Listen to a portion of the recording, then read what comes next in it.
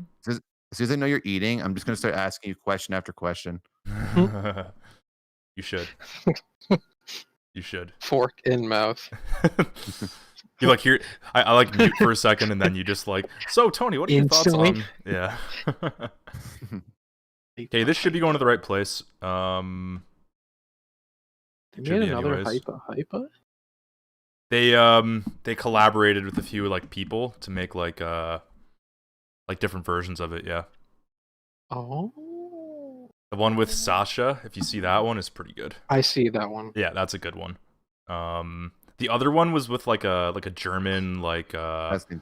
like metal Is band. it Saltio Mortis? Yeah, I think so. I see Saltio Mortis versus Eskimo Callboy. I don't know what Yeah, that means. that's the one. Yep.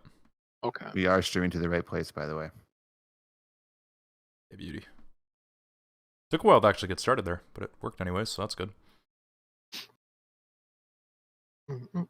Tweet, post, Get everything up. boom, boom. If you know what I mean.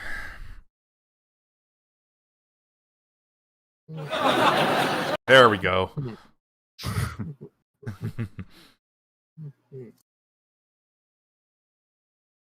Right. Yeah, this is the right. This is the right shit. Very good. Very good.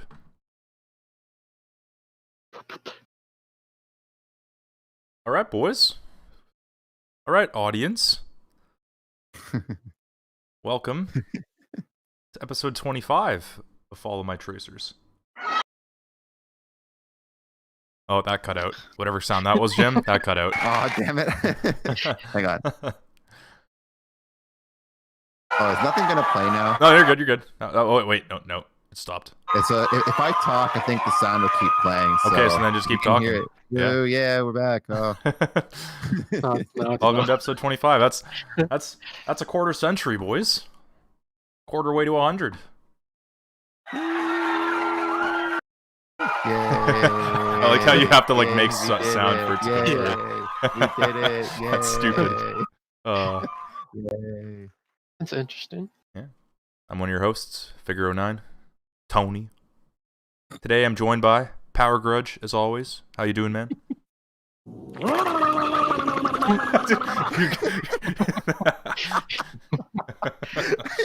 Oh my waiting god. all day to play that one.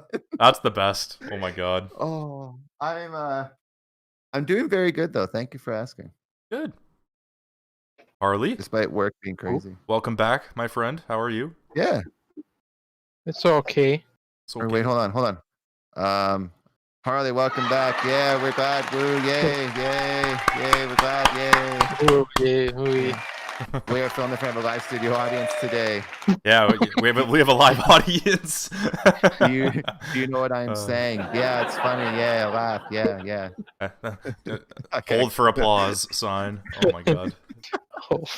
Hey. Oh, okay. All right. Okay. Whoa. I can't do that for like an hour and a half. I don't think I could keep up. No, that'd take way too much effort. We'd never get to the topics. I guess that could be a good thing too. I don't know, but all right, boys. What have you been playing this week, Jim? Let's start with you. Okay, so this is the other sound clip I was talking about where I don't know how loud it's going to be.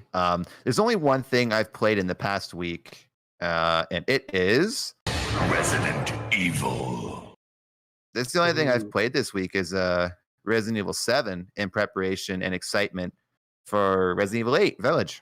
That's really all I've played, to be honest. Like, I think we played a bit of Fortnite on the weekend and maybe a bit of COD if I remember correctly. But yeah, for the most part, I just played Resident Evil 7, which you can see if you're watching on YouTube or after the fact. This is me recording it. So there you go. Harley, what about you, man? I played a little bit of Resident Evil 7, but other than that, I think it was just League of Legends. That was just not even much of that, I don't think. Busy week, eh? Just spending time with the family. Yeah, that's fair. What about you? Oh. See, they like that. The audience likes that we ask each other these kinds of questions. I like that too. Okay, they're gonna keep that. I'm gonna stop that. I was wondering when So you wait- guys were gonna ask me. Well, what have you been playing? hey, hey, Oh. he's getting to it. I think we're gonna lose all our viewers from all these stupid sound Oh, clips. absolutely, but that's okay. Yeah, I mean, I haven't played too much this week. I played some more NHL 21 on Monday. Started Halo Combat Evolved on Wednesday on stream. Played a bit of Halo 3 multiplayer on stream as well on Wednesday. And then yesterday, my internet wasn't working, so I didn't really play many games at all. I just kind of hung out, played guitar, just waited for that to come back online. Hence why I didn't stream yesterday. Apparently Thursdays hate me. The last like 3 or 4 Thursdays I've tried to stream, I just haven't been able to. So that sucked. But Interesting. hopefully next Thursday that nothing will go wrong and I can just stream like I want to. That would be nice. I want to start Resident Evil 7 next week, or possibly this weekend if I stream this weekend. We'll see. But that's, I mean, I haven't really played anything. Other than that, I've played some Genshin Impact. Getting more into that, usually just doing the dailies every day. I updated that. I've been Yeah? meaning to play that. Yeah, man, you should add me. I don't know 'Cause how it to just co-op, got a new. but there's a way to co-op. Oh yeah. Oh yeah. There's co-op. Yeah. I forgot about that. Yeah, I mean, honestly, like, I've never played co-op, but I know it's there. I don't know how to do it, but I think it just, like, I don't know, we can take on, like, dungeons and stuff together, which is kind of cool. Yeah. With our Yeah, I'd anime be down. characters. I'm down. Yeah, dude. Ooh. We'll have to, we'll coordinate that after. Mm-hmm. All right, that's what we've been playing this week. Reader response. Reminder for everyone watching here live that this is a live show. So if you are live in the chat right now, say hi, tell us what's up. You know, interact. You know, you are the studio audience, as it were. So we appreciate all your comments, your feedbacks, your applause, your boos. Yeah, we appreciate it. Yeah, they love us. They love us. They love See? us. Yeah, Great. exactly. And then, yeah, if you're not watching live, if you're watching the VOD, no problem, leave a comment, and we'll answer any questions that you got on the next episode during this segment. But moving forward for this week, let's get right into it. G Fuel flavor of the day. Wait, hold on. Yeah.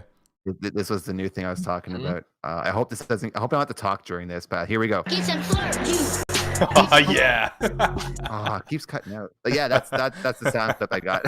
Hell yeah, that's awesome. That's perfect. I haven't had any G Fuel yet today. I'm gonna pour some after I'm done eating here. I'm eating live during the podcast. Jim, what are you doing? I not at this moment, but earlier when I got home from work, I had some peach rings. And I can never get enough of that flavor. I don't want that one to run out. Whenever I get a scoop, I can like hear the plastic bottom scraping, and I'm like, oh, I'm getting so close Ooh. now to the bottom. It's heartbreaking when you get that close. I haven't run out of a flavor yet, though. I'm getting close Me though. neither. Harley, what are you drinking then, or what have you been, or are you planning on drinking it, or what are you doing? I got some starfruit. Locked and loaded.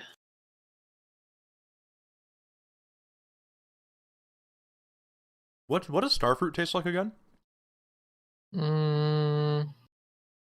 It's kind of like mango and pear, Interesting.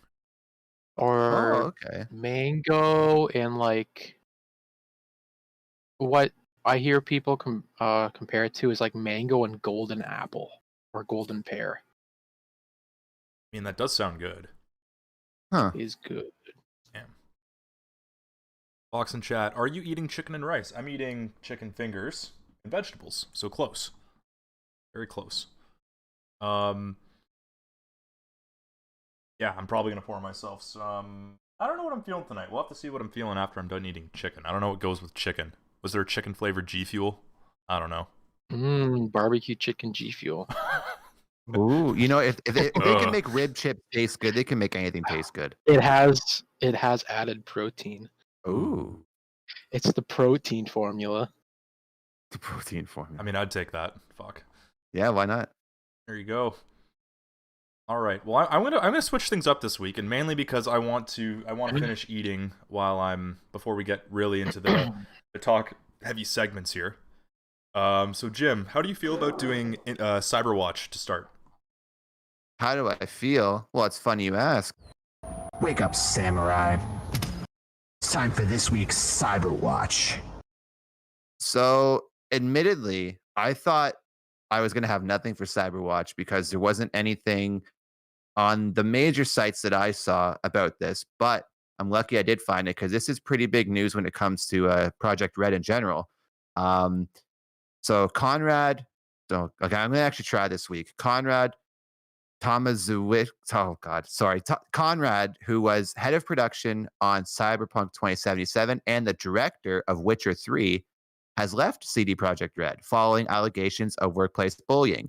And even though he was under investigation, and he was cleared, he was found that there was no guilty of whatever he was doing, he still resigned. So he says, quote, "Nonetheless, a lot of people are feeling fear, stress, or discomfort when working with me." And then he goes on to apologize for all the bad blood he caused. And he also said, quote, "I'm going to continue working on myself. Changing behavior is a long and arduous process. And I'm not giving up, and I hope to change." So this kind of tells me that maybe he knows he's guilty of something, or he doesn't. It's hard to say because I don't know. Did you guys? I know there was allegations of the company as a whole with deadlines and a lot of pressure. But did you guys ever remember reading specifically it was him that was the issue, or it was just studio heads or CEOs in general? Does anybody remember? Because I don't remember. I don't remember hearing his name at all. by name. So Yeah, I don't remember by name Conrad? either. it's Comrade Wait, Tomaszewski. Tomaszewski. Conrad kind of sounds familiar, but Tomaszkiewicz. Oh, that could sounds be it. right. Tomaszkiewicz. Yeah, that sounds Polish. Conrad Tomaszkiewicz. Yeah, Sorry if anyone's Polish and I am not good at pronouncing names. we're trying our best here. But yeah. So yeah, he was a major part of CD Projekt Red going all the way back to the first Witcher game. So he's been at the company for a long time, and yeah, now he's gone. So hopefully, things were all right. I hope he says he was clear that he wasn't guilty, and if we're going by that, then I mean that's good. And I kind of hope that whatever happened got resolved. And he says he wants to change. Hopefully he does. Any other last comments before I end the segment, or no? There's not a whole lot to say about it, really. But do you guys feel anything strong? Has anyone who's played The Witcher 3 out of us? Is it just Harley? I've played a little bit of it. I haven't dove in. I've probably played a few hours. I got too intimidated. it's a long game. Yeah, I know it's I don't know. I started playing it. I'm like, oh, this is awesome, and then it started expanding. I'm like, oh, there's a lot to freaking know here. Oh no. I got lost in the card game. Yeah. I got lost in the game in the game. Yeah, man. And now it's its own thing, isn't it? Yeah, Gwent's its own thing now. Yeah. But yeah, so it sucks that a talent like that has to go for whatever reason. But well, I mean, I think it's regardless of whether he did something or not, or I guess let's say that he didn't do something, right? He was found not guilty. Good for him for leaving. I'll say, because if he's still there, and if he's his presence is making somebody uncomfortable, or the fact that he was even accused of all this just kind of makes everyone uneasy. Good for him for leaving, man. Don't stick around. You've time to go start anew. Maybe work on your behaviors, like you've said. To change how people might perceive you. And then the flip side of this is if he did do something, really really mean, or actual workplace bullying, then absolutely you need to leave and work on yourself. But either way, I'll assume the better, since he was found not guilty, and just yeah, good for him for leaving. Harley, any last comments? No, that sums it up. Beautiful. Roll the clip. That concludes this week's Cyberwatch. Move along, civilian. Very good. I realize that I don't have to tell myself to play the clip. I can just play the clip. No. You gotta cue it. You gotta cue it. How does the audience feel? How do you feel? Oh, it's a tough crowd. That's enough. Gotta say it. Gotta say it. All right. Well, I'm gonna play another clip, and this is for Infinite Watch. All right. Da, da, da, da, da. So no news this week on Halo Infinite, but lots and lots of rumors swirling around, and some not so good rumors this time. You know, I usually paint a pretty rosy picture with Halo Infinite. I got a bias, you can see it, but you know there was some some news from some developers this week. You know, about their uneasiness and their and crunch and all the like. So now you got to take all this with a grain of salt because this was just posted on a message board from on Reset Era. But it does have some credibility to it, which I'm going to get to later. So, on Reset Era, a former 343 Industries employee, who is apparently a Skybox artist, shared some insight on Halo Infinite, and apparently the video that he shared, it was in Mandarin, so it was translated. So the guy who's kind of retelling the story here says, hey, this was in Mandarin, I translated it, it's not perfect. So, again, take everything here with a grain of salt. But his overall feeling on Halo Infinite is, quote, in fact, I think the finished product will still be great, the story is a big improvement, and the gameplay is much richer. Though the development cycle is too long, don't expect it to be an epoch-making masterpiece. I'm going to stop there for a second. I think that's, that if this, turns out to be true, then, hey, it sounds like this game's coming along well. It's going to be a really good game.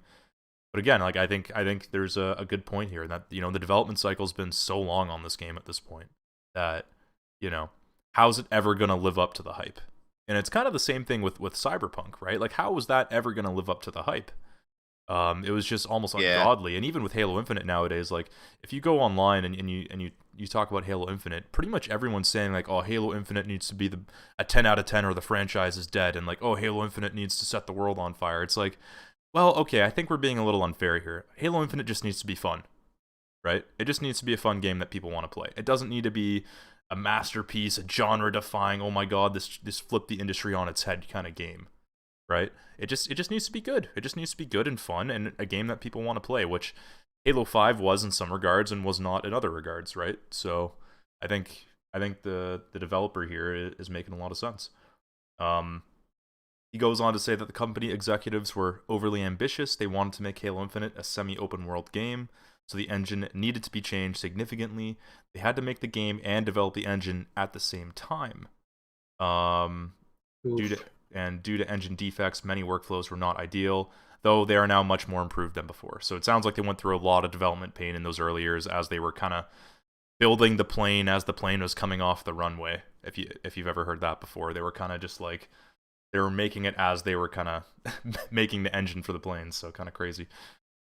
He went on to say that last year's disastrous demo was because many engine features were not fully implemented at that time, and we know that from 343 blog posts on the Inside Infinite blog posts.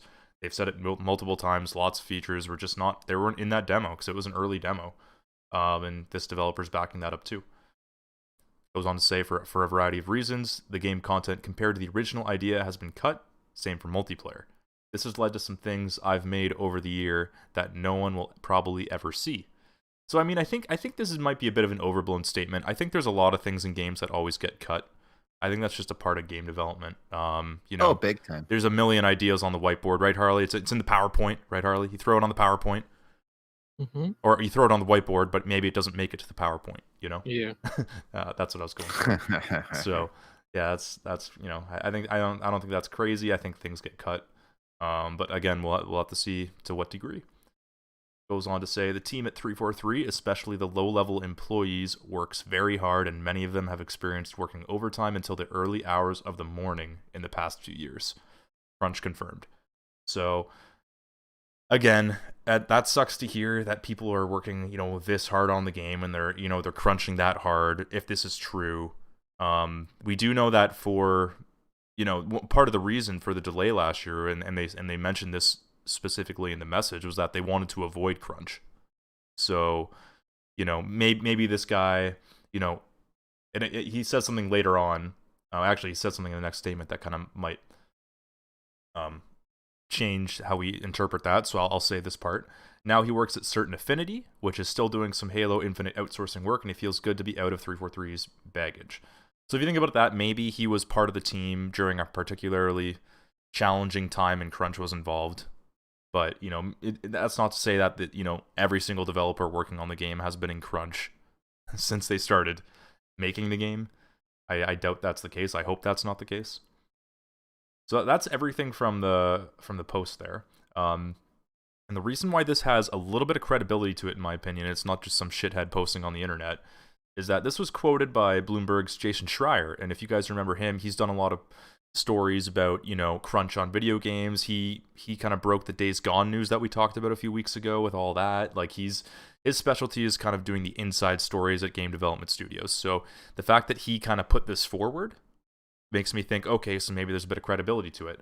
And actually, somebody on Twitter replied to this tweet that Jason put out with, quote, "I would call BS on citing a message board as a source," and you'd be right to do that, "but I'm assuming that Schreier was already working a 343 story that we will get later, and this post aligns with what he's hearing.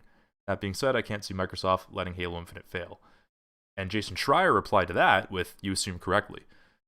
So that's kind of the big news here, is that Jason Schreier is working on a 343 story, supposedly about Halo Infinite and its development, and what's going on behind the scenes there. So typically when Jason Schreier is involved, it's not good news. It's usually bad news, where he's revealing, crazy development environments, or, crazy projects that people are working on that are, driving people mental. And we know for a fact that Halo Infinite's had a bit of a troubled dev cycle with people leaving throughout the years and stuff like that. So, I mean, it's not overly surprising, but I think that with this coming out, we might see a bigger post in the weeks to come. So, a lot to digest here, including my dinner. So, boys. Damn it, I'm not the soundboard. I was going to play something too. I'm not prepared. Okay, we'll start with Harley then. Harley, what are your thoughts on all this stuff, man? What do you think of everything he put out? I could see that. Like, crunch, I think that's a hard thing to like avoid, I think. And when he said they were making the engine and the game at the same time, like, oh, I can imagine that would be really difficult to work around. Like, I'm trying to think of like I don't know, like, that'd be so hard. Like, so if you're working on the engine, like game, like weapon wise, like, like there's so many teams working on different stuff. Yeah. So it's like, what if your engine isn't ready for your team? Like, that team, like, the engine's not ready. Yeah, like it doesn't have like gun physics programmed or something yet. Or something like that. And then, I don't know, and then the engine gets finished, and then it's your team up, and then you gotta like rush to like catch up. I don't know. It's kind of a weird, like he said, it's kind of a weird dev kind of cycle that it sounds like. Yeah. Yeah, I think it's interesting. Yeah. And then, as you were saying, that he usually does like more like negative revealing stories. Yeah. I'm kind of interested to see what comes up next in the future. And who knows, maybe he's just doing some background research right now, but maybe there's nothing really to talk about aside from this, right? So maybe we never see a story because he looks into it and he's like, well, there's nothing really crazy here, right? So then he kind of just goes away. But I mean, and sometimes where there's smoke, there's fire, right? Mm-hmm. Jim, what do you think? It sounds like he's kind of like the Edward Snowden of game news, just like blows the whistle and everything. But no, honestly, guys, it doesn't really worry me a whole lot about the game itself. Now, I mean, 343 as a company, they seem like they're. I'm also kind of biased, I guess, too, with being such a big Halo fan, but this doesn't worry me overall too much because, like, crunch happens and all that. Hopefully, there's not a whole lot more to this story because I don't know. Kind of like you were saying, like Microsoft doesn't want Halo Infinite to fail, or they won't let Halo Infinite fail. I hope that doesn't translate into 343 going into like CD Projekt Red mode, and then when Halo Infinite launches, it's almost like too ambitious for its own good. I don't think that's the case. I think because when did they say this game was content complete? Like it was like quite a while ago. It was like it was gold or whatever they call it. Well, no, they never said it was gold. Gold means it's ready to publish. Like it's ready to. Oh, okay. That means it's ready to be printed on discs. But yeah, I mean, content complete just means, hey, they're not adding anything new at this point. They're just polishing. So now I can't remember what episode of the show we were on, but it must have been back in January-ish, when I can never remember anybody's name, but the one guy who is, I guess, like the head who worked on like most of the other Halo games. What's his name Joe again? Staten. Thank you. Yeah, I'm bad. I'm terrible with names. The guy with the glasses. Yeah. He the fact that he was playing through the campaign front to back, like what 4 or 5 months ago now, like he played through the campaign front to back in September, man. Oh, okay, so there you go. Yeah, we've been doing the show for a while, but yeah, so I'm not too worried overall, to be honest. Like I'd have to hear more than just one guy's account of what 343 has been supposedly like during this time with crunches and early morning work. And he says he's free of the baggage of 343, which that can mean a number of things. Maybe the guy didn't like working for a bigger studio. Maybe he didn't like rules within the studio that maybe, like, I don't know how big the other studio is that he went to, but if they're smaller, maybe there's less boundaries when it comes to stuff. Smaller. Yeah, Certain Infinity's a support studio for Halo. So that's what I mean. Maybe the supporting role is more suited for the way he works, as opposed to I'm trying to think of like a comparison job wise. But so anyway, but what I'm trying to say is, to make a long story short, I'm not too worried about this.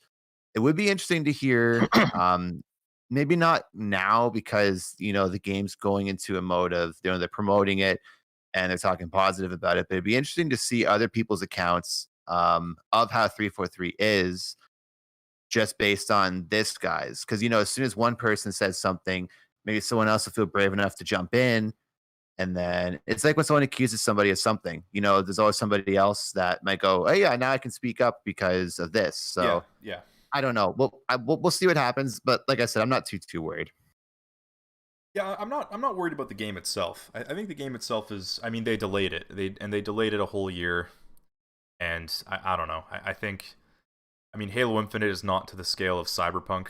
I mean, not to say that one game is bigger than the other, but Halo Infinite, you have a campaign and you have multiplayer. You don't have this big open world. And whatever. Yeah, and Forge and maybe other mode, exactly, right? But they've been working on this game for, Halo 5 came out in 2015. So they've been working on this game for quite a while. 343 is the biggest team at Microsoft by far.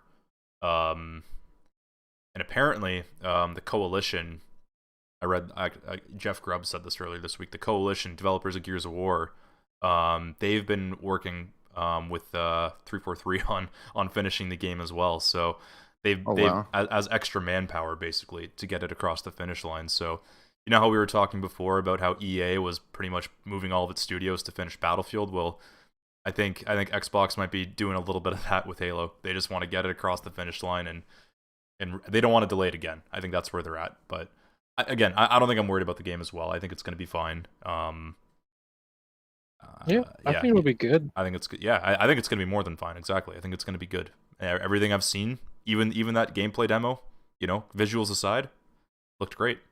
And even the visuals looked fine to me. Honestly, I didn't really care. when I saw it, I was like, oh man. When I first saw that gameplay demo, I don't know about you guys, I didn't think about the graphics. Like, yeah, man. All I thought, I'm in the same boat. I was like, oh my god, what's he doing there? Oh my god, what's this? Oh my god, what's this? Like, it was just. Yeah, I think it's just because it's the first Halo game. Well, actually, like 5 years at that point before it came out. So yeah, I was just excited for anything, and just like the whole concept of Halo Infinite and like the trailers we had before the demo. I was just excited in general. So I didn't, coming from a guy who still has who's just like pretty new to PC gaming, where I can actually run stuff pretty high, and like I still have my base Xbox One, so like I'm not complaining too much about graphics really nowadays. I don't really care. Like a game like Disco Elysium looks just as good as, let's say, being very topical, like Resident Evil Village on PC cranked. So I mean, like, it's graphical fidelity doesn't mean a whole lot to me nowadays. So I don't know. I agree. Yeah. Although when a game looks bad, it look like if it's like if Halo Infinite came out and it looked like Halo 2 graphic wise, we would probably have a bit of an issue. But I'm saying, even if it looked like Halo 3 graphic wise, good.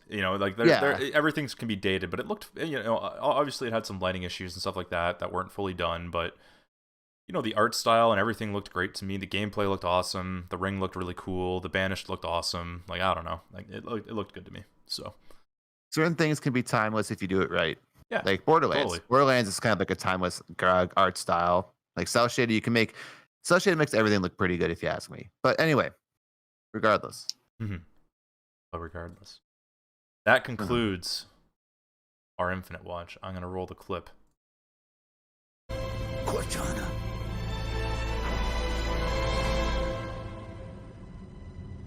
Goodbye, John.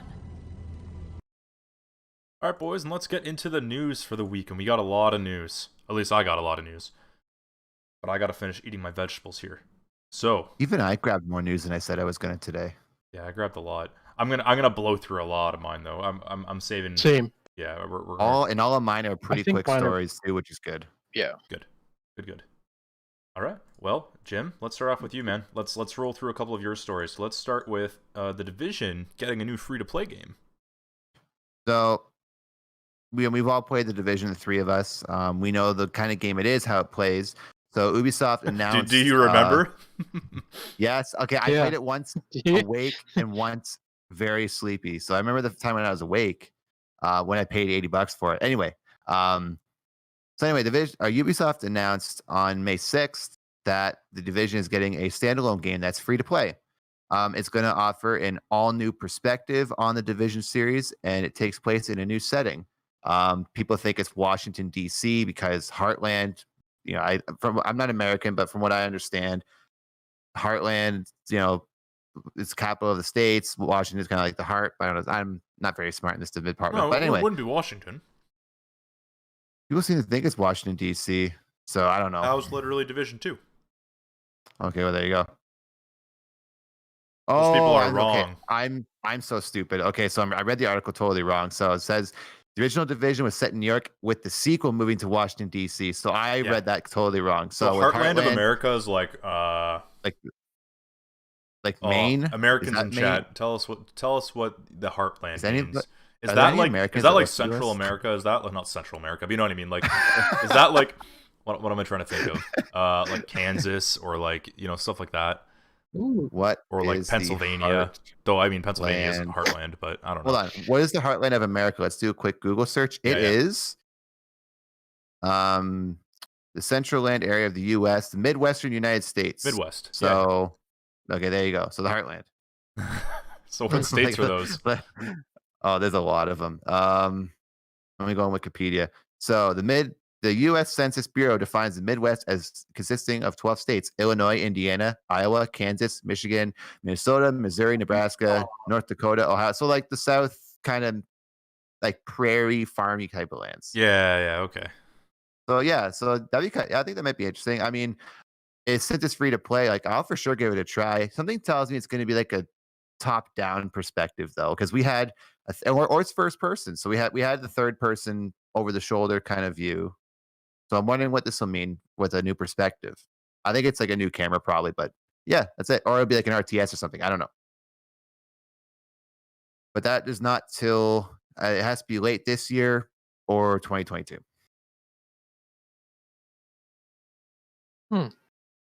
Fox, what do you mean by breadbasket? Is that what they call it?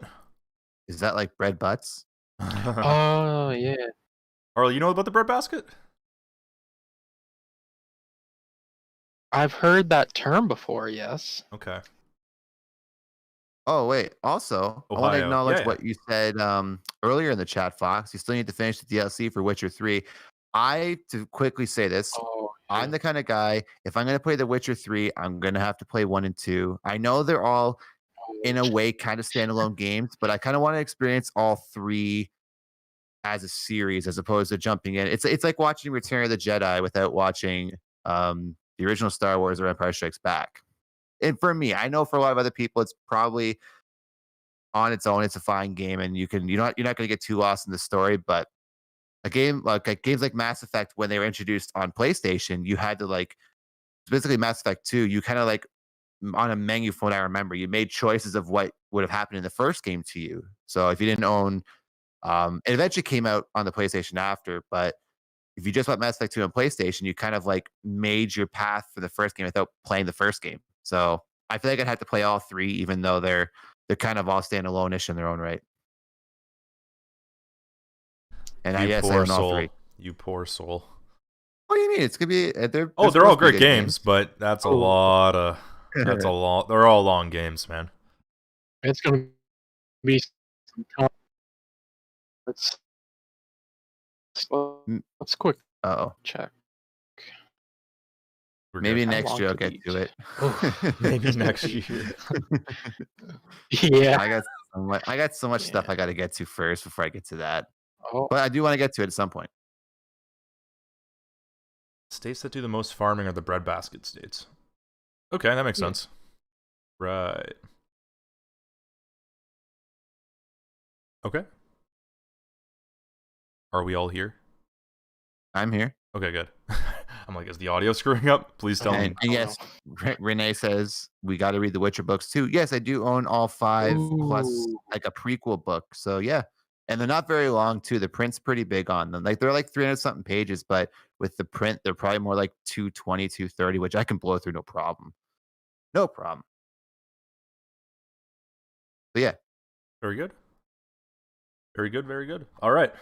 I'm going to blow through some of my news before we get into more your guys' news. So, this week, Resident Evil Village came out.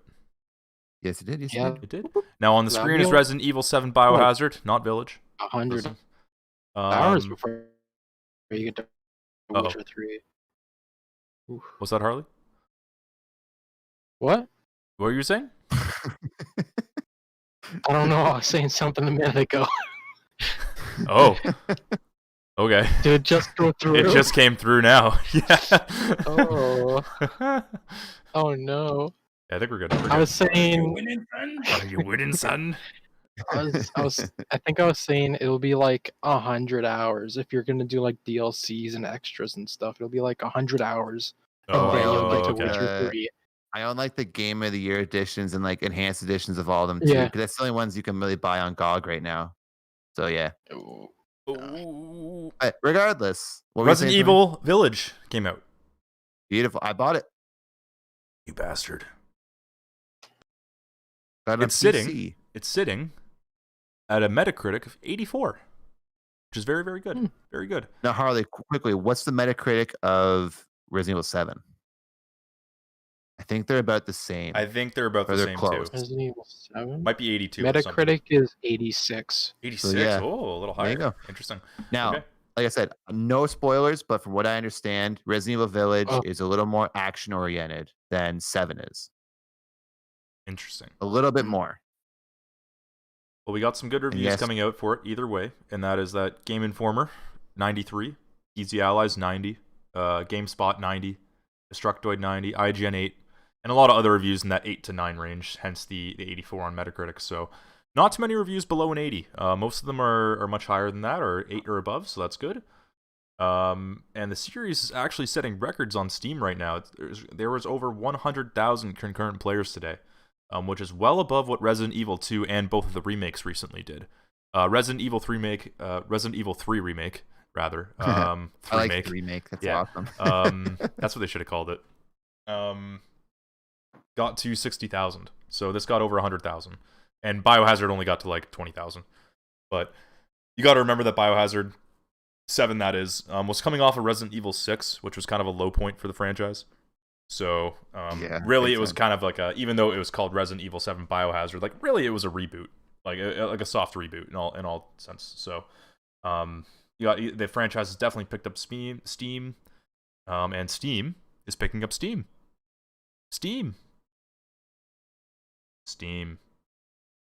All right, and here's something that's going to merge into one of Harley's stories too, and that is that World of Warcraft Burning Crusade Classic is coming out on June 1st. It has been announced. Oh wow, that's sooner than I thought. Definitely sooner than I thought too, and sooner than a lot of other people thought as well.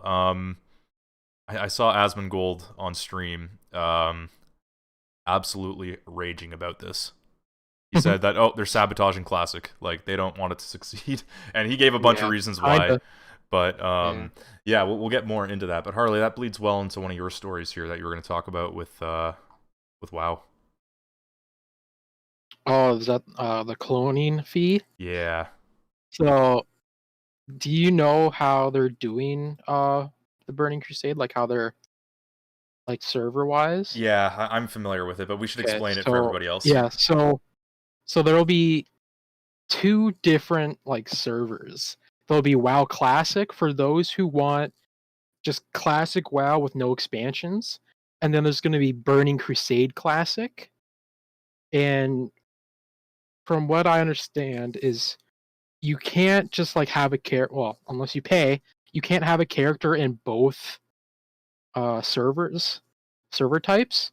So when Crusade comes out, I don't know if this part is free. I'm guessing this is free, but you can choose like characters if you want them to like proceed into Burning Crusade, Yep, that's correct. or you can keep them back Yep. in Classic.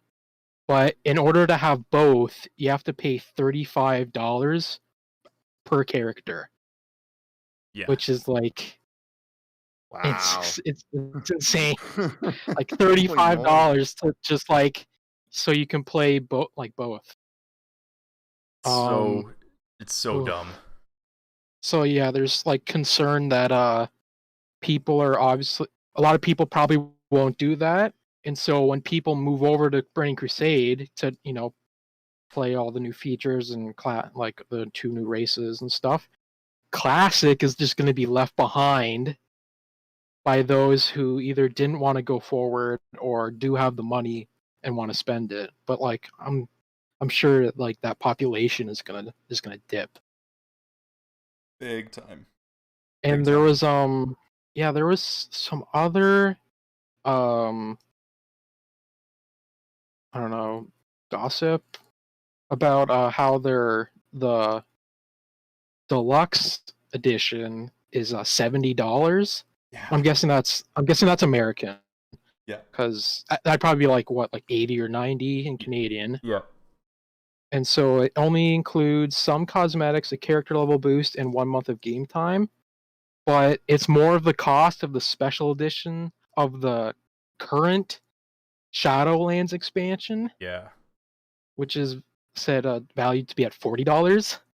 So a lot of people are pretty mad about the pricing because this isn't like a standalone type of game. It's an expansion, and a game that you have to sub to. Like Yeah. you're still paying $15 a month, along with buying like the game. So I don't know. A lot of people seem to be up in arms about the pricing of character cloning and so I've noticed like other server wide kind of changes. Like if you want to transfer a character to another server, it's like $25. Yeah. And it's just like crazy to think about. They charge you for everything. Yeah, everything is like charged. So what that leads into is that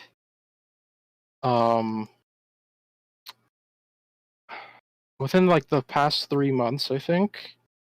Let's see. Are you going into the player base story or whatever? Yeah. I think it was February Q4 2020.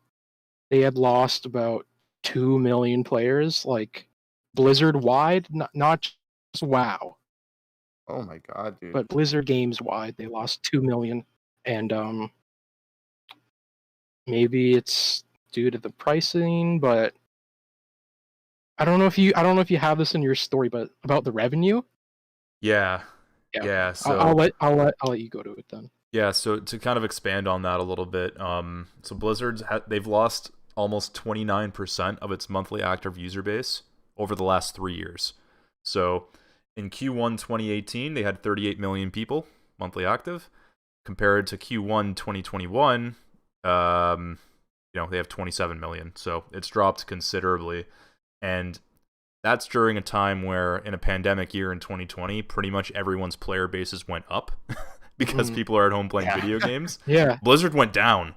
So they went down in a time when everybody's playing video games, which is crazy. But in this time, their revenue is up 7% year over year. So that was like the one positive thing they had in their revenue thing to their shareholders, is that our revenue's up 7%, and a lot of the reason for that they marked was due to Shadowlands, and how Shadowlands kind of sparked interest in the game, and people paid for a lot of the deluxe editions and the character boosts and stuff like that, which has helped.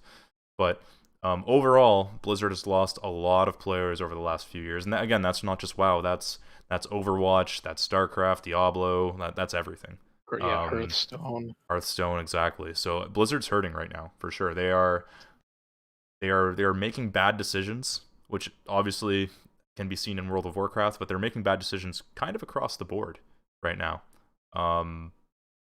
So yeah, they're in trouble, dude. Yeah, I was reading too, like they haven't really come out with like a new game in a while. Yeah, a long time. Like, so it's been mostly just expansions for already made games like World of Warcraft and Hearthstone. They're doing Diablo 2 Resurrected. So that's a remake though. That's not a new game. Really a new game. So they're thinking maybe Diablo 4 and Overwatch 2 might help out a bit. But I guess we'll just see. Yeah. Well, you're right. I think the last game they put out that wasn't an expansion was Diablo 3.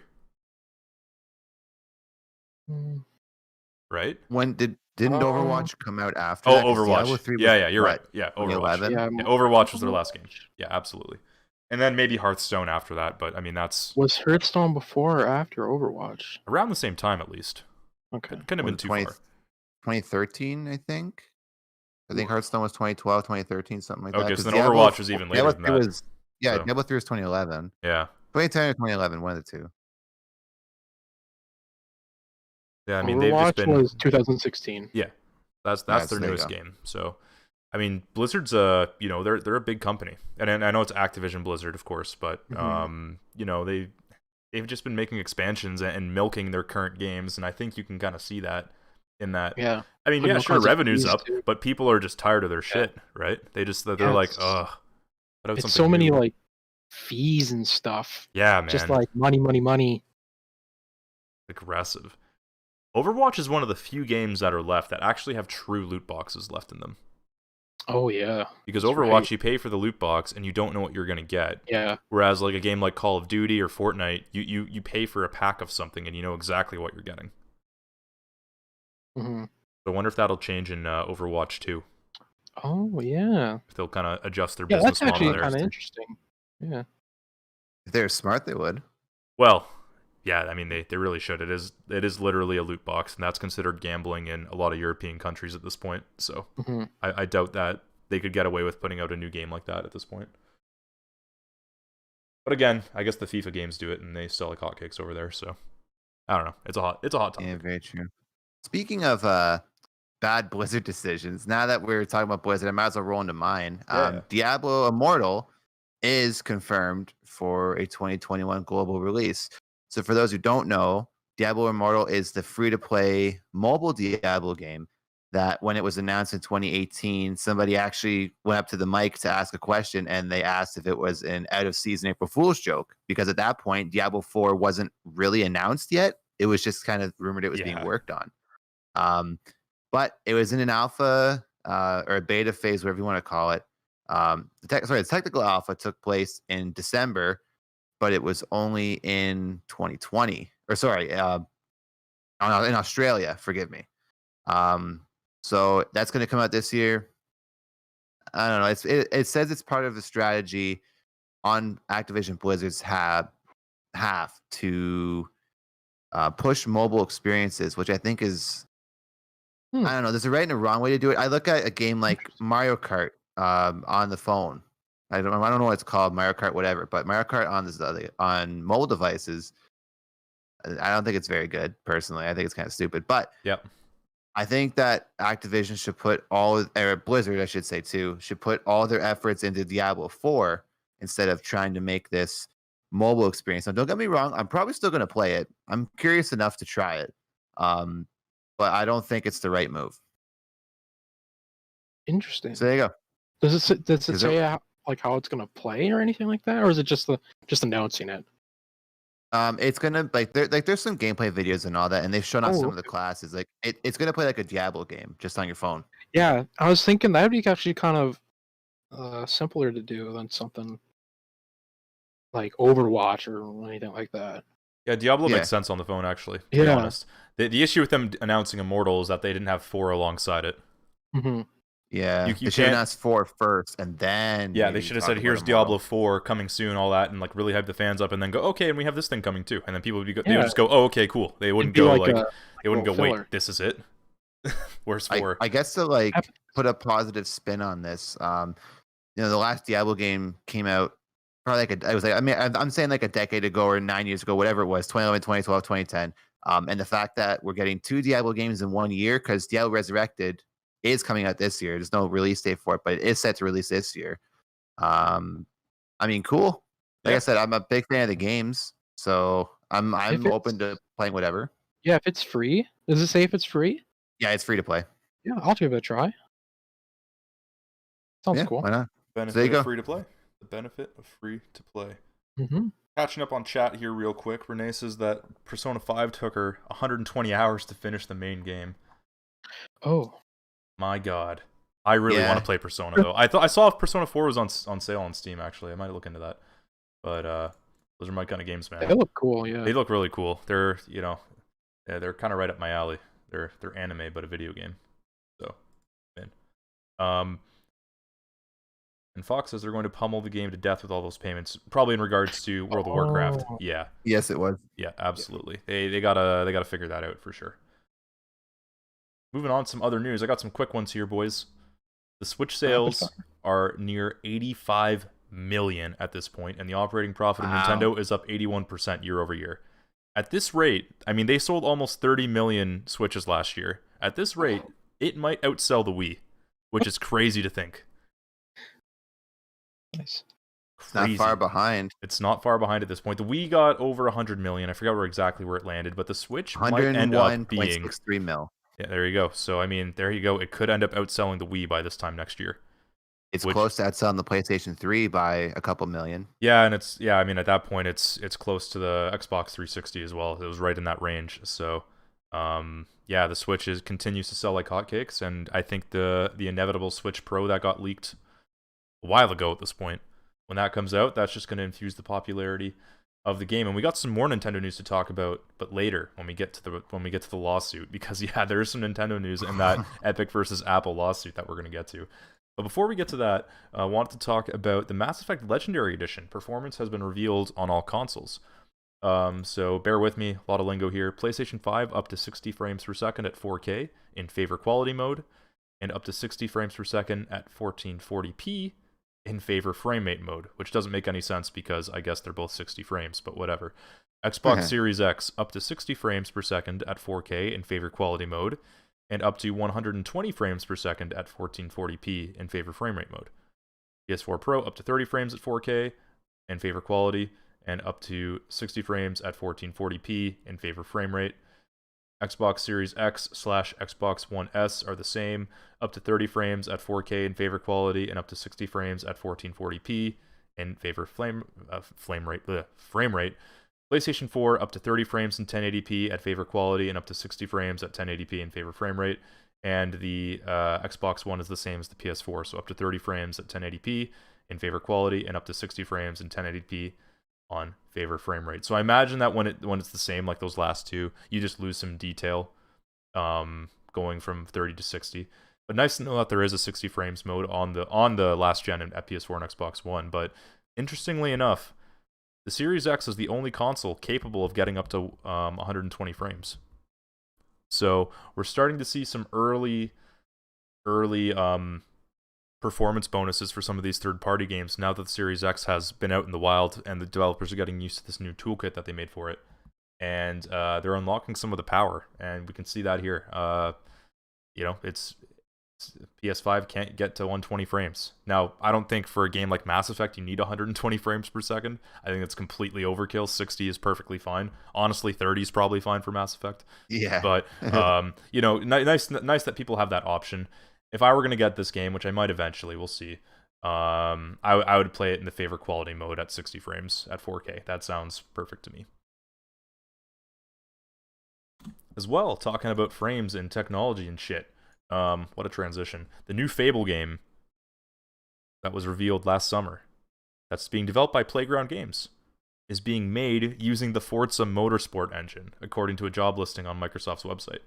Quote, Turn 10 will be working with the Forza Tech engine and will be enriching the toolset to support an open world action RPG, Fable. And it also mentions the role will, quote, have a major impact on 3 AAA titles in development across 2 beloved Xbox franchises, which suggests that besides Forza Motorsport and Fable, the next Forza Horizon game must also be in development here, right? 2 franchises, 3 games. It's Forza and Fable, but there's 3 games, so the other, unless there's a second Fable game, which definitely isn't happening at this point, not yet anyways, it's a Forza Horizon game, right? So that's also in development. Maybe they resurrect Scalebound. That would be nuts. Could you imagine? Oh, I still want that game to come out. No, I mean, this is definitely Forza Horizon, right? So Turn 10 Studios is working on Forza Motorsport, the remake that we saw last summer's game showcase, and then Playground has 2 studios, one's working on Forza Horizon, the other's working on Fable. We know that for sure. That's what's happening. But, I mean, they basically confirmed that with this job posting. And the rumor, which has been going around this week from some industry insiders, is that the Forza Horizon game is coming out this year, and it's set in Mexico, which could be kind of interesting. So we might see that at E3 in about a month's time. And to keep rolling with the Xbox news, this is a quick point. I'm definitely not going to list all of them here, but 74 more Xbox games are getting FPS boosted. So, I mean, we talked about like 10 last week, and there was 20 the week before or whatever. Now 74 more this week. It's getting nuts. All these games are getting FPS boosted on the Xbox Series X and Xbox Series S. Good stuff there. Jim, let's talk about the World Video Games Hall of Fame 2021 inductees. So I'll admit, I didn't even know this was a thing until this came up. But the Strong Museum in New York has announced the inductees to its 2021 World Video Game Hall of Fame. So 4 games got inducted this year. Those 4 games are Animal Crossing. This is the first Animal Crossing, I'm assuming. Microsoft Flight Simulator. The first StarCraft game. And the one that confused me is where in the world is Carmen Sandiego? So I've never heard of this video game Hall of Fame before. Yeah, so that's gotta be some artsy game. You gotta like find her around the world or something. I can't remember what it is, but it's like an old. I don't want to call it an adventure game. But is it like one of those point and click adventure games? Kind of, yeah. Okay. But yeah, so some of the other ones, I looked at all the inductees. I'm not going to read all of them because there's quite a few. But some of the other inductees that are worth noting include Grand Theft Auto 3, absolutely 100%. Revolutionized third world open game. Halo Combat Evolved, of course. Big time. Minecraft's in here, which makes sense. Yep. Whether or not you like Minecraft, it started something big. The original Sims, which I totally agree with. I used to play that a lot when I was a kid. Tetris, of course. Of course. How's that not in there already? What the fuck? And one. So these are all in there. And of course, because we were just talking about it tonight, World of Warcraft. Oh, nice. So yeah, like I said, I didn't know it was a thing until now, and I think that's pretty cool. Yeah, big time. Oh, actually, hold on. So some of the other finalists, before we move on, some of the other finalists that didn't quite make it were, oh my God, Farmville, the Facebook game, FIFA, Guitar Hero, Call of Duty, Mattel Football, Pole Position, Portal, and Tron. So they can be a lot of those games are going to make it. Those games can be nominated again next year. But yeah, so there you go. Wow, Portal's not in there? It can be nominated, though. I think Portal should absolutely be in there. The Orange Box in general, as a package, should kind of be in there. But regardless, I concede. All right. I got another interesting piece of news here, and that is that Sony has registered a trademark for Sunset Overdrive. Now, do you guys remember Sunset Overdrive, that 2014 Xbox game that Insomniac made? Yeah, it was a launch title, wasn't it? No. Year after launch. Close. Year after launch. Year after. I actually, when I got my first Xbox One, I got the Sunset Overdrive edition, which was the first white. Maybe that's why I white got Xbox confused One. by it. Okay, anyway, yeah. Insomniac made it. And that was back before Insomniac was purchased by PlayStation. They made a lot of games for PlayStation before, but they were never officially a part of the family. They made Sunset Overdrive for Xbox, cult classic, really good game. I stand by it's my favorite Xbox One game, aside from Master Chief Collection. Definitely go play it if you haven't played it already. It's on PC, it's on Xbox, and now it might be coming to PlayStation, which is awesome. So when they purchased Insomniac Games, they also acquired the IP Sunset Overdrive. They purchased everything with it. Sony just registered a trademark for that. So maybe they're making a remaster, maybe they're making a sequel, maybe they're just, putting out the game as it was on PS4 and PS5. Either way, this is good news, I think. The more people that can play Sunset Overdrive, the better. For everyone who really likes the Spider-Man games that recently came out, Spider-Man and Spider-Man Miles Morales, Sunset Overdrive is literally the DNA of that. That's what started that. It's Spider-Man, but not Spider-Man. So, you got to check it out. It's super unique, really funny, still looks really good, incredibly colorful. Yeah, it's a good game. It's really good. So, glad to see that it might be getting into more hands soon. Have you guys, either of you guys played Sunset Overdrive? I have, yeah. You guys both talk at the same time. I have. Okay, Harley hasn't. I have. You have. Okay. Jim, what were your thoughts? Very fun game, man. I wish I could have played it more, but a lot of games that I intend to get into, they fall victim to other stuff that I'm more interested in coming out, and then it kind of overtakes it. But I do remember having a lot of fun with it. It reminded me a lot of like Jet Set Radio or Jet Set whatever area of the world you're in. It's called something different. Jet Set Radio Future.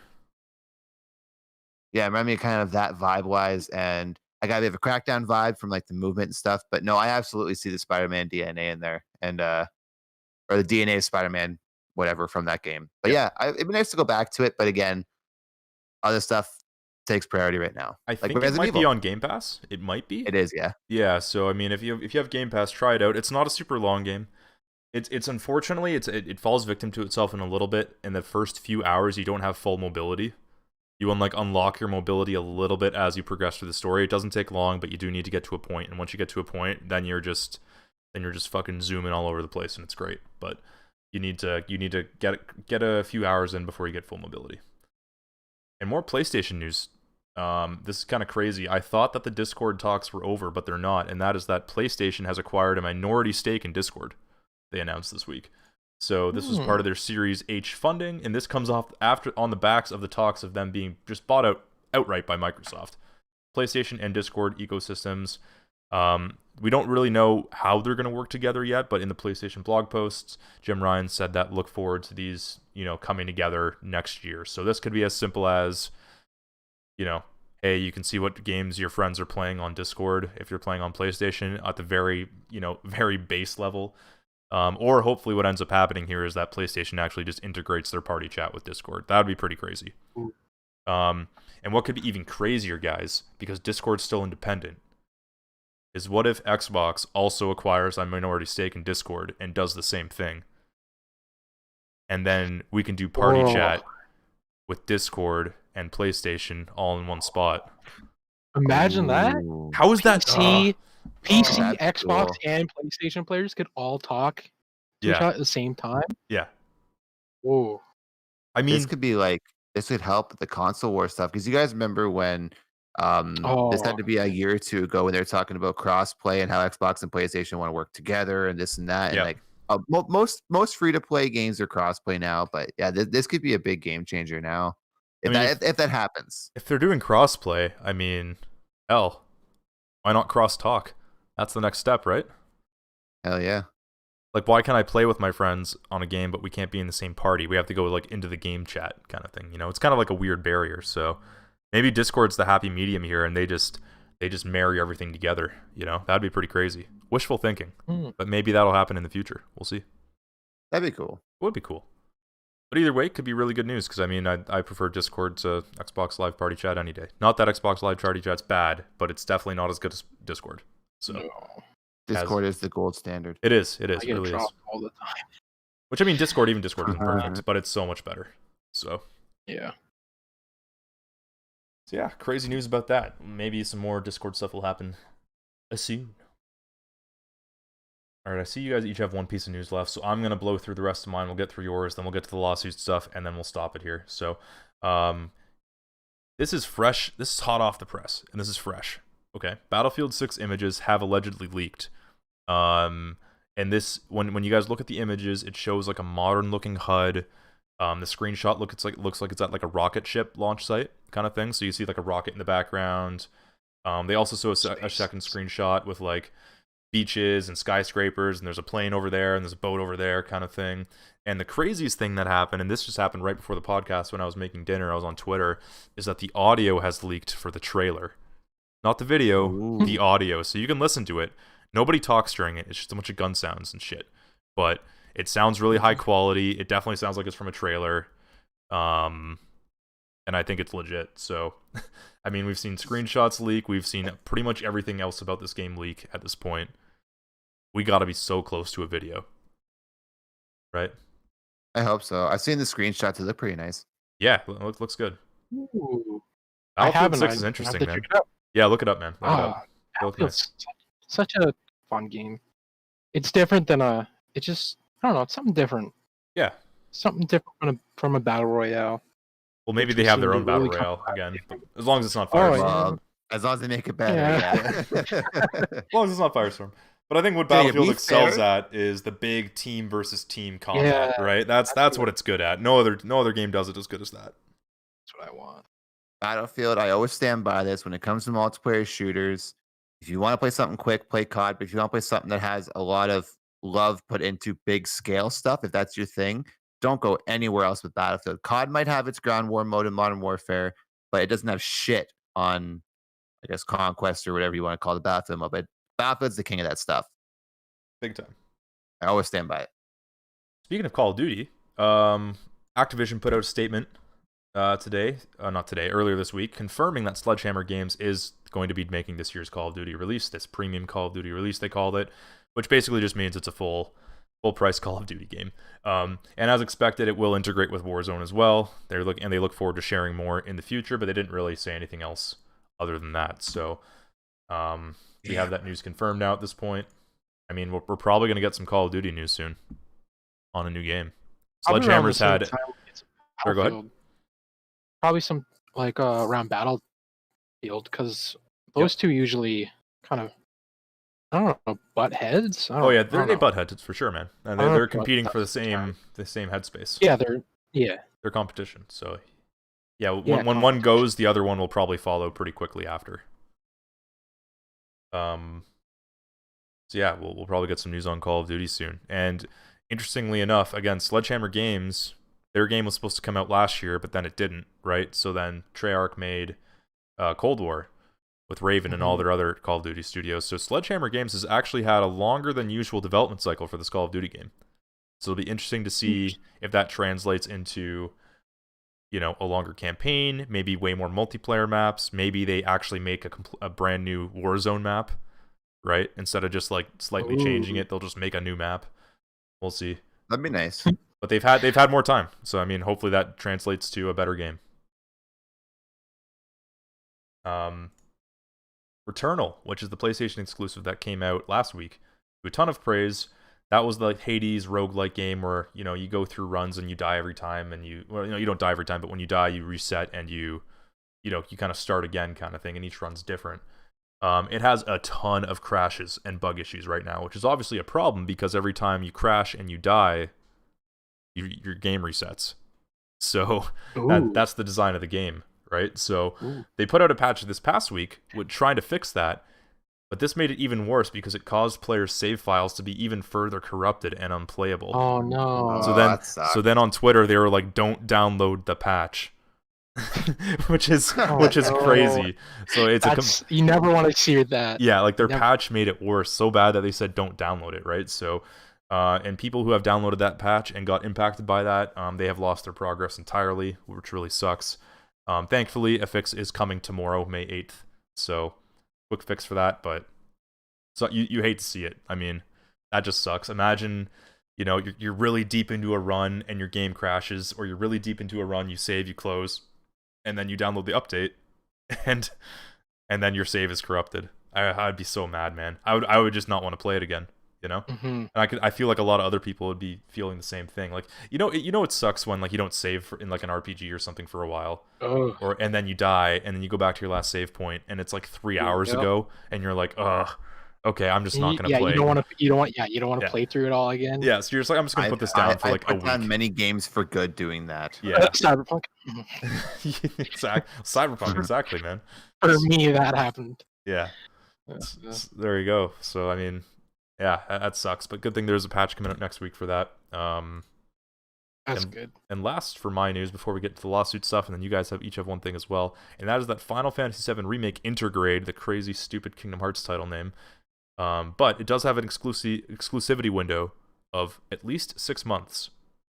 And this is in their trailer, actually. It's at the end in little subtitles and fine print. So that means that the earliest that Xbox and PC players will be able to play Final Fantasy VII Remake Intergrade is in December. And interesting to note here is that we're still missing the Final Fantasy VII Remake. So either that's going to come out soon for PC and Xbox, or maybe they'll just release everything at the same time. Hard to know. But I don't imagine that the Remake Intergrade would come out before the remake on other platforms. That'd be kind of weird. But the exclusivity window on the Final Fantasy VII Remake has to be ending pretty soon, which is exciting. I really want to play that game. Do you want to play that game, Harley? I don't hear you talk about it much. Final Fantasy? The Final Fantasy VII Remake. No, I haven't played any. I've only played the MMO, and I don't know the number. The one with lightning. Oh, 13. Oh, 13. Yeah, those are the only ones I think I ever played. I want to play through all 313 games, but oh, dude, that's too much, man. Too much to do. You're already talking about playing the 3 Witchers. You gotta pick a lane. You gotta pick a lane, Yeah. man. That's a lot. I know. I know my issue. Whether or not I can solve it is a whole other question. But Final Fantasy 13 doesn't even get good until you're 40 hours in. Trust me, I know. Ooh. I might have to pay someone to get to that. Then it opens up and it's freaking awesome. But until then, you're walking the line. Renee to play through it. Renee likes that kind of shit. I mean, the story's fine. The story fine, and the gameplay, and like the cut in the gameplay's fine. But like, I don't know. There's no. It's linear. You just like run down a hallway the entire game, pretty much. Nice. Nice. Nice. Okay, Harley, you got 2 more pieces of news here. Actually, sorry. We have some Call of Duty teases about Rambo. Oh yeah, real quick. So the main Twitter Call of Duty account tweeted like a stat sheet, or it's hashtag Warzone report. Yep. So it's got like kills, hours played, wins, games played, deaths, KD ratio and stuff, and it's tagged Survivor John 1009062. So, people are thinking there might be a cameo for Rambo, and the article was kind of contrasting how pop culture has really kind of come through into games. Like we see that in Fortnite, obviously. Yeah. Like they're just constantly like pushing stuff from pop culture. So now with this little tweet, people are kind of speculating that maybe I mean, Call of Duty did do Texas Chainsaw Massacre and Saw. Yep. So maybe 80s Cold War style will get Rambo. Oh, give me way more 80s action movie stuff though. Yeah. Like give me some Arnold in there. Like Commando, yeah. Predator. Yeah. Get some Arnold skins. So yeah, so they're thinking we might get a Rambo skin. I'm in. That sounds cool. That'd be cool. Hey, yo, Adrian. Well, I know that's Rocky, but still. So yeah, I'm looking forward to that. That's cool. Jim, the top 10 best-selling Star Wars games have been revealed, right? So, a industry insider by the name of Matt Piscatella, he used to work at Warner Brothers Games, regardless. So on Twitter, he put, "It's May 4th. This past week was May the 4th, Star Wars Day." Which, because you mentioned Fortnite totally missed it this year and bummed out. Really? But Yeah, they didn't. They don't have anything. They put a Batman skin up, and if you look at the comments for any social media post with that Batman skin from that comic they did, it's all like, "No, May the 4th," "Oh, May the 4th with you too," I guess, with Batman, blah blah blah. But regardless, on May 4th, he posted on Twitter, from January 1995 through March 2021. These are the top 10 best-selling Star Wars games. And I'll go from 10 to 1. So at 10, we have Star Wars Shadows of the Empire, which makes total sense because that game sold like hotcakes when it first came out, and the whole game, book, comic series, that all blew up when that first came out, which is cool. Still one of the best EU stories. Anyway, regardless. Number 9 is the original Star Wars Battlefront 2004. Number 8 is the first Lego Star Wars. Number 7 is the second Lego Star Wars, the original trilogy. Number 6 is Star Wars Battlefront 2 2005. Number 5 is Star Wars The Force Unleashed. Number 4 is Lego Star Wars The Complete Saga. So all 3 Lego games on there. And the top 3 kind of surprised me, specifically number 1. But number 3 is Star Wars Battlefront 2 2017. Now, number 2 is Star Wars Jedi Fallen Order. And the best-selling Star Wars game of all time is Star Wars Battlefront 2015. I can see that. There you go. That's crazy that Fallen Order outsold Battlefront 2. I believe it. I think people were burned from Battlefront 2, and when Star Wars Jedi Fallen Order came out, and it was getting a lot of good press and a lot of good reviews, and people were, saying it was like the best Star Wars game in forever. I could see that kind of buzz translating into sales. Oh, for sure. But Battlefront 2 still sold like crazy, man. Like, so it makes you think. Loot box and controversy aside, like 15 to 20 million copies easy. Yeah, I'm in that statistic too. So there you go. So like, yeah, I mean, Fallen Order, if it's in that company, I mean, wow, that's a hell of a fucking start for a brand new game. That's awesome. Yeah, and then obviously the first Battlefront, I was absolutely caught up in the hype for the first Battlefront when that came out, the remake the first time. I was like, oh my god, we're getting a new Battlefront. I was too, man. I think everybody was in that boat. So, and honestly, Battlefront 2 is not to get too off track, but that game is absolutely worth your time and money at this point. Like it's one of the best experiences. Back then, not really, but now, when it came out, no, but now absolutely. It's so complete. There's so much content, and it's it's not money grabby at all. Like they fixed it. They write it wrong. To quickly mention this, the thing I really appreciated about the second Battlefront 2017 was the sequel era stuff, because I'm a big fan of episodes 7 through 9, and I guess Solo and Rogue One, if you want to loop those in there. And the fact that content's in a modern Star Wars game that looks and sounds as good as it does, I'm always up for that.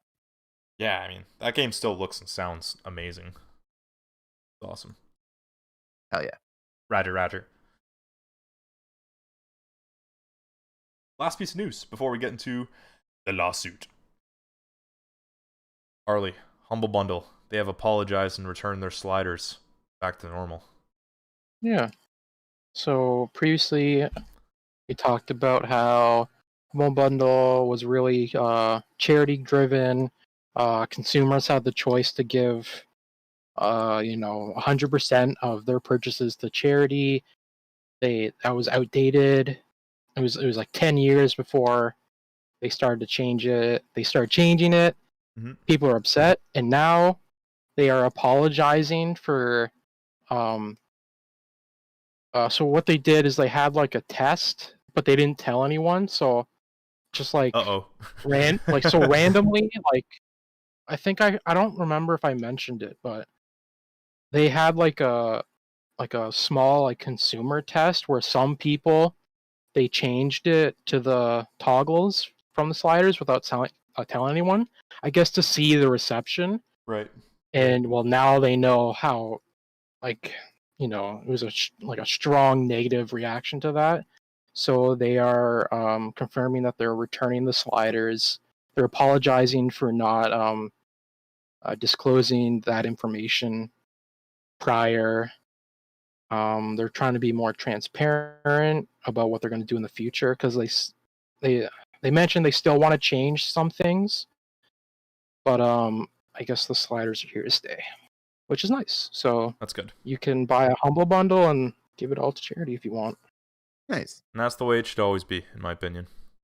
You always have that consumer option. should have the choice. Yeah. Yeah. Instead of like the max, which was like 15%. Yeah. Just like,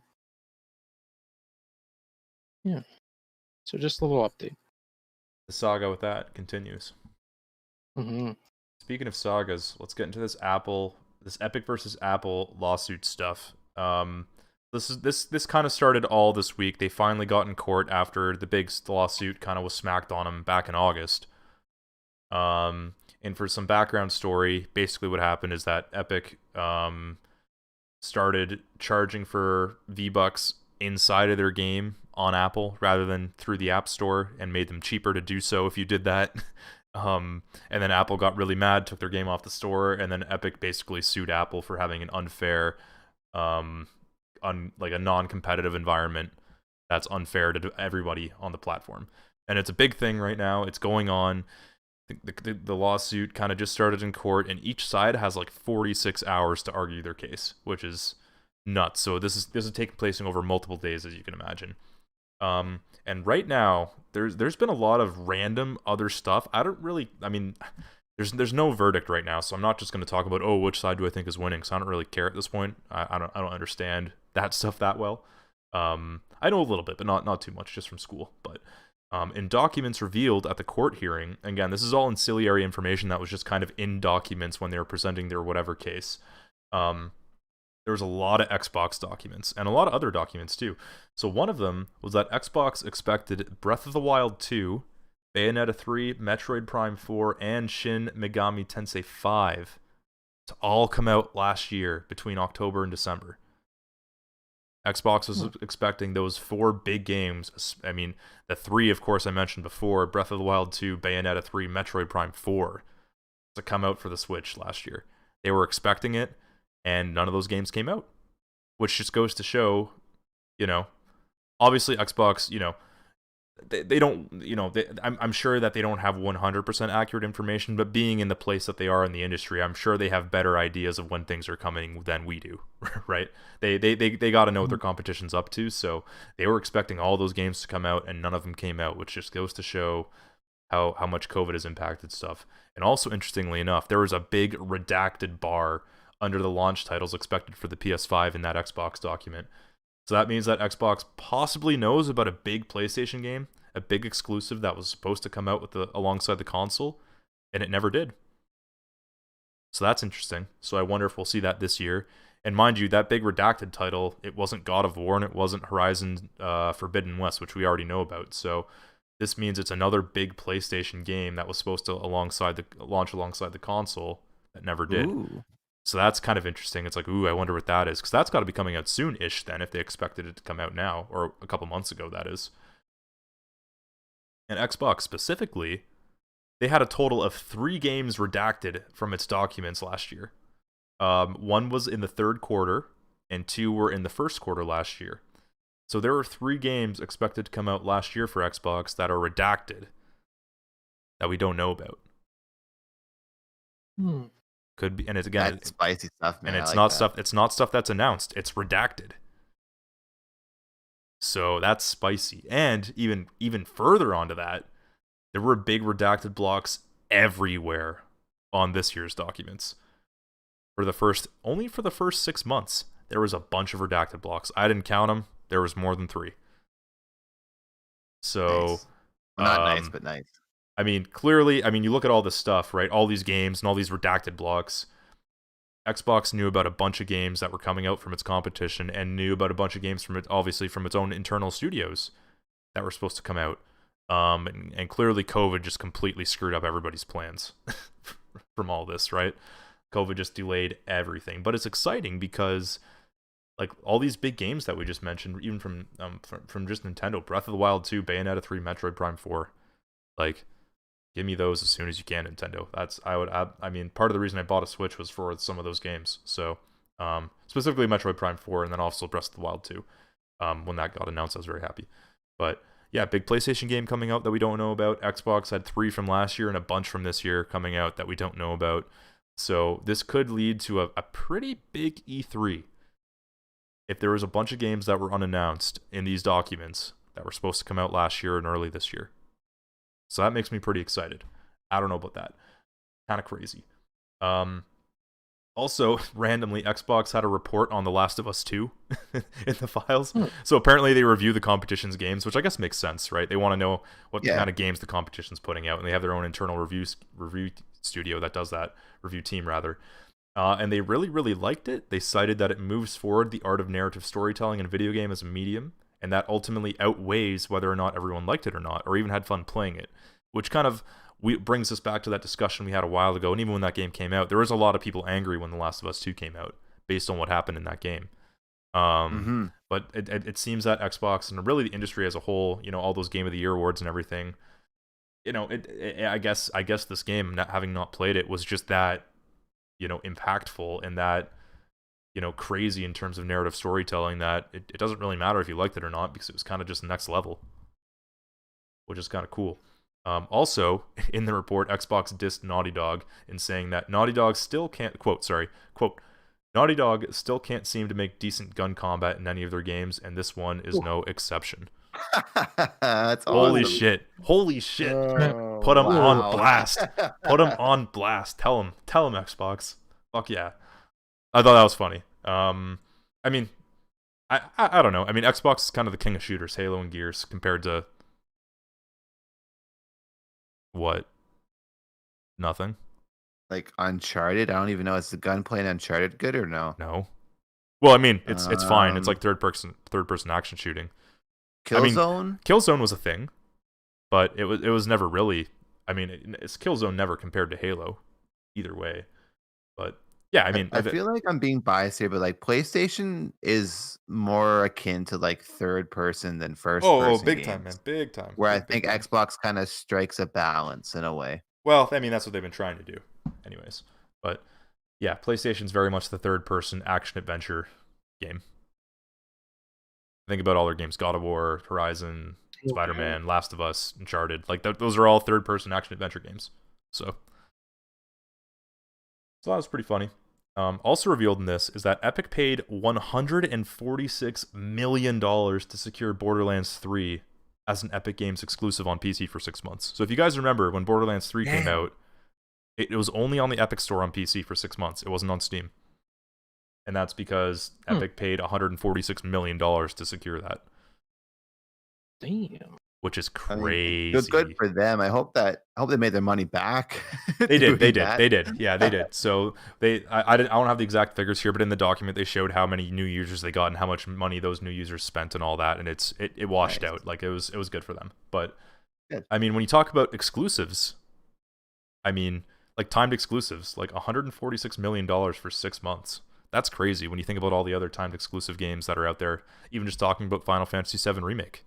Like, how much money did Sony pay Square Enix to get that as an exclusive for how much time, right? They seem to get Call of Duty in their pockets, so they probably have tons of money.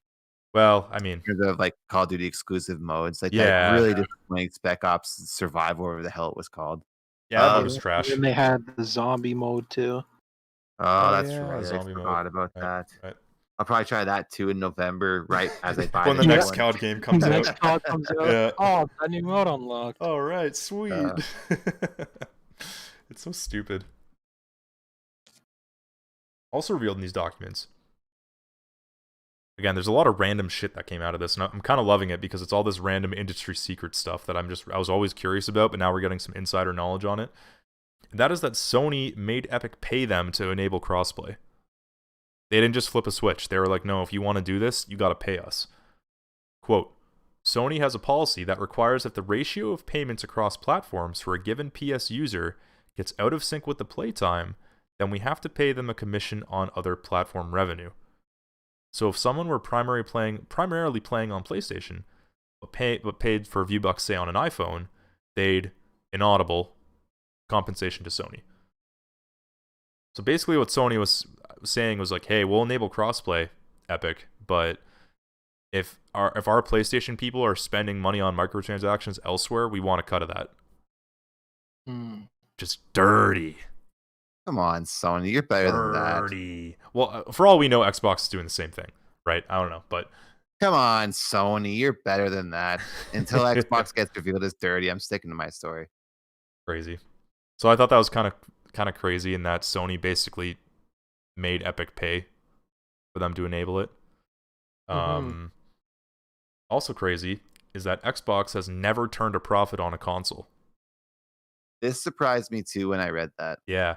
So, Really? quote, this was in the proceedings here. So the judge asked, or somebody asked, just to be clear, does Microsoft ever earn a profit on the sale of an Xbox console? And the response was simply, no.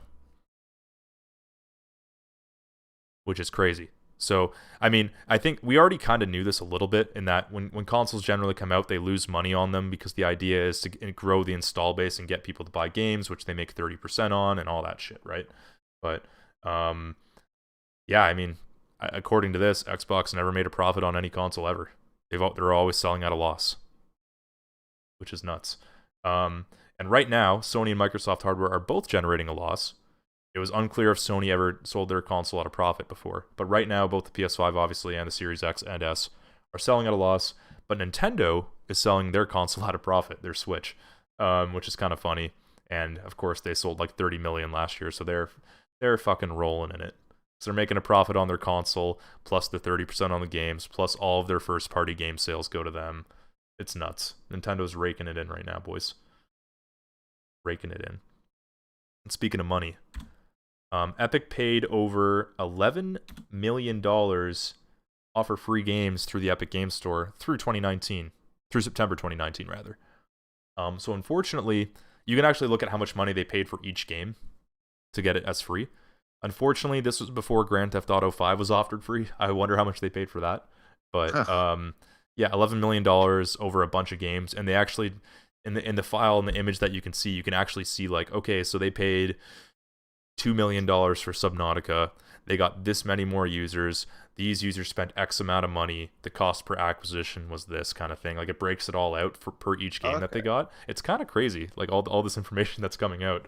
So you can see a little bit of an investment there from Epic, and that was before they started offering really big games like GTA 5. So I wonder what's going to happen when we eventually hear that news. And more about money. Fortnite made over $9 billion in 2018 and 2019 combined. Billion. That's so nuts, man. Billion. Absolutely nuts. Billion. Not million. Billion. That's a lot of money. Oh my god, that's so much money. Obviously, we knew Fortnite was raking it in, but $9 billion. That is insane. And apparently, it made $5.1 billion in 2020, which was actually up from their expectations because they thought it was going to decline, but obviously COVID. So people were at home spending more money, yada yada. But also, aside from the money, plans were revealed for a bunch of character skins that are eventually going to come to the game, or may eventually come to the game.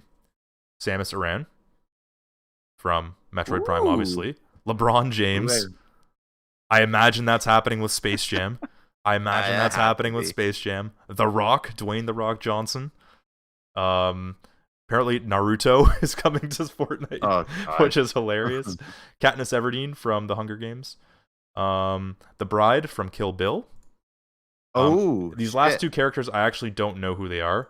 Snake Plissken. Oh, fuck yeah. Who's Okay, that? I'm buying that day one. That's Kurt Russell, Escape from New York. That's his character. That's what Solid Snake was based on. Okay.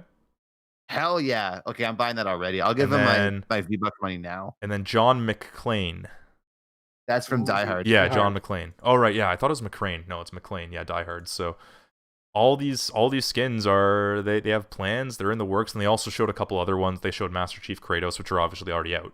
So this is a part of their, the things that are already in the works. So there's a bunch of skins we're going to see here soon. Wait a minute.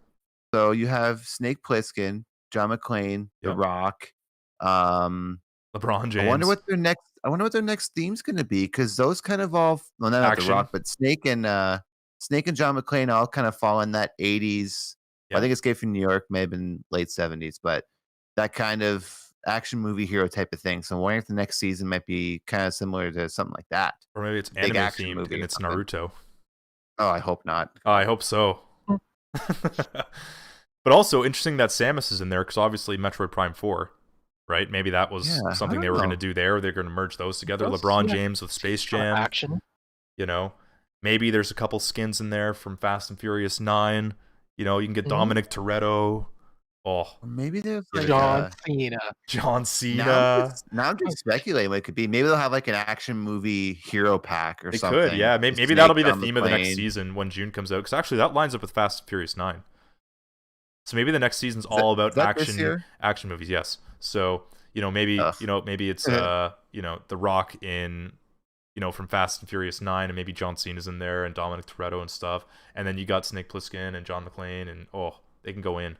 God, you have to watch Escape from New York. That is one of the Yeah, finest I don't think I've movies seen it. of all time, I don't man. think I've seen it. I got on Blu-ray. Oh, I got a shit. Blu-ray too. Don't watch Escape Ye- from LA. Don't ever watch that movie, but watch Escape from New York. Well, okay, I shouldn't say Escape from LA is not as bad as I'm making it sound, but it's not as Escape from New York, that's for sure. Okay. Fox in chat, I have seen Die Hard. Of course I have. I just thought the guy's last name was McCrane, not McClane for a second. So I'm like, oh, who's that? I'm gonna find what streaming service Escape from New York's on, and I'm gonna make you watch it. If it's on Amazon Prime, I got it. So hopefully it's on Ooh, there. watch No, party. it's not on Amazon Ooh. Prime. You have to rent it, but I'm gonna find it. Okay. I'm gonna find it.